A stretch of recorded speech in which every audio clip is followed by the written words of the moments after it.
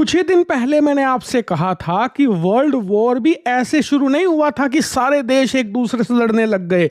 शुरुआत हुई थी दो देशों से, फिर उसमें तीसरा जुड़ा, चौथा जुड़ा, पांचवा जुड़ा और फिर जुड़ते जुड़ते पूरी दुनिया जुड़ गई उसमें और वो बन गया वर्ल्ड वॉर।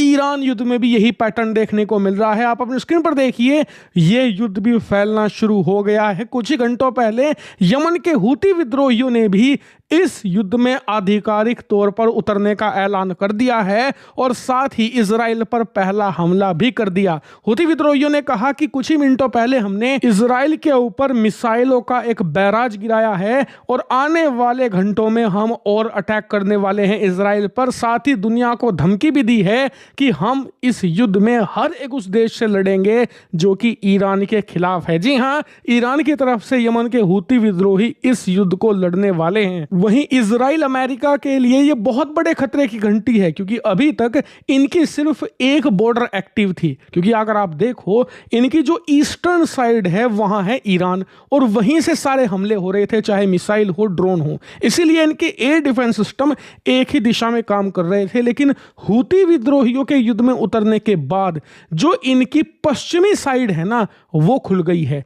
अब अमेरिका और इजराइल पर पश्चिमी साइड से भी हमले होंगे। इनके डिफेंस सिस्टम को अब 360 काम करना पड़ेगा, यानी कि चारों दिशाओं में फोकस करना पड़ जाएगा, जिससे कि डिफेंस सिस्टम की इफेक्टिवनेस पर असर पड़ने ही पड़ने वाला है। और क्योंकि अब मिसाइल और ड्रोन की संख्या भी बढ़ेगी, इसलिए डिफेंस सिस्टम और ज्यादा व्यस्त होगा, बिजी होगा, जिससे कि इनके देश के अंदर जो अभी संख्या थी मिसाइल और ड्रोन के गिरने की, वो भी बढ़ेगी। वहीं जितना बड़ा खतरा ये इजराइल अमेरिका के लिए है, उससे कहीं ज्यादा बड़ा खतरा ये अरब देशों के लिए है। क्योंकि याद रखिए, हूती विद्रोहियों के संगठन का जन्म ही हुआ है अरब देशों से लड़ाई लड़ने को लेकर। जी हां, 2015 से ये अरब देशों के संगठन के खिलाफ लड़ाई लड़ रहे हैं। आप जानकर हैरान रह जाओगे कि सऊदी, मिस्र, इसके अलावा यूएई, यहां तक कि कुवैत, ये सारे देशों ने इकट्ठा होकर अपनी सेना को एकजुट किया, पाकिस्तान से सैनिक बुलाए और तब हमला शुरू किया था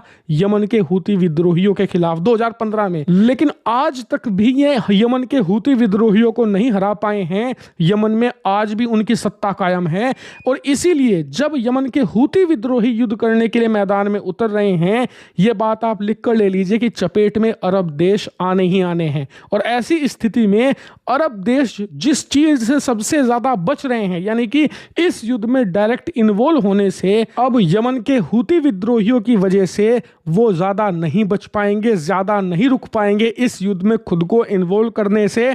और इससे होगा क्या, युद्ध और भयानक होगा। यही कारण है कि यमन के हूती विद्रोहियों की युद्ध में एंट्री को आप छोटा आंक कर बिल्कुल मत चलिए। इसके जियोपॉलिटिकल इंप्लीकेशन बहुत लॉन्ग टर्म के हो सकते हैं और देखना होगा ये कि यमन के हूती विद्रोहियों का लाल सागर पर क्या रुख रहता है, क्योंकि वो भी एक चोक पॉइंट है। और आने वाले समय में हूती विद्रोही क्या करते हैं और इजराइल उनके साथ कैसे डील करता है, उसकी भी मैं आपको खबर दूंगा। इसीलिए चैनल को सब्सक्राइब कर लेना।